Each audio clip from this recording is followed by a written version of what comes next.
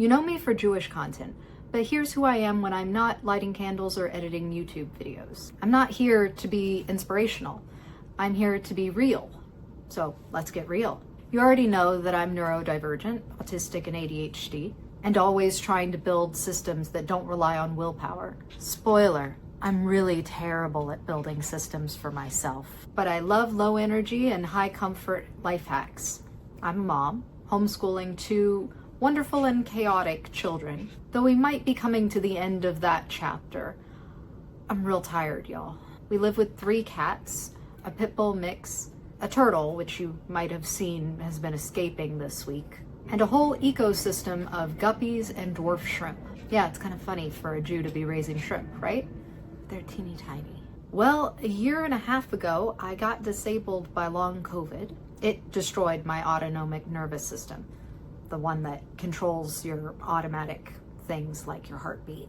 So now I always wear a heart monitor so I can help pace myself and make sure that I'm getting enough rest and not overdoing it. COVID has changed how I do everything, and I really hate it a lot. Something I was working on before the long COVID thing, but the long COVID thing really helped along, is that I'm a recovering overachiever and perfectionist who now believes in naps, boundaries, and cereal for dinner.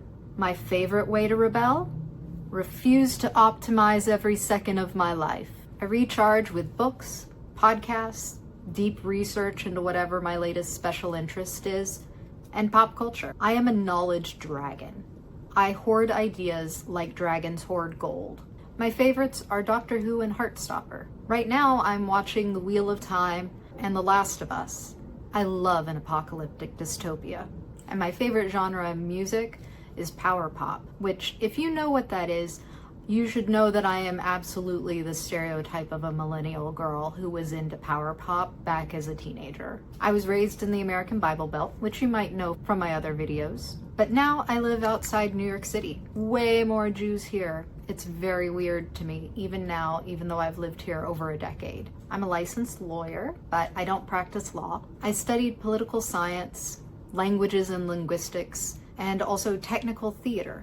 You know, like costuming and set design. That's what I originally thought I was going to grow up to do, work on TV and movies. I did do backstage work in the theater for a decade.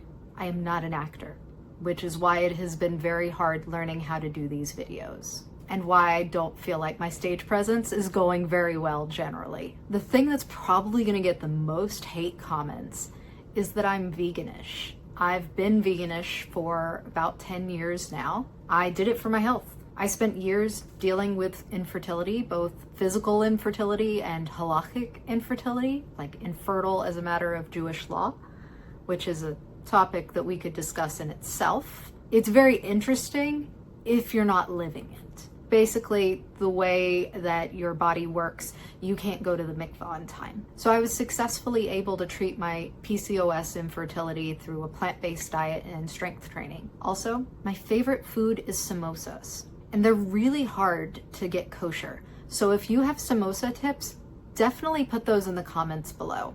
I need a reliable source for samosas. My family isn't Jewish. Not a single person in my family is Jewish, and most of my family doesn't know any Jews but me and my family. They probably think that I'm weird, but they're way too kind to say so. What I hope you take away from this is that there is no one way to be a person. So there is no one way to be a Jew. And there is no one way to build a life that matters. You can build the life that matters and is meaningful to you. If you're also a whole, complicated human being, hi! Whether you're navigating faith, disability, neurodivergence, or just plain exhaustion, stick around. I made this space for people like us.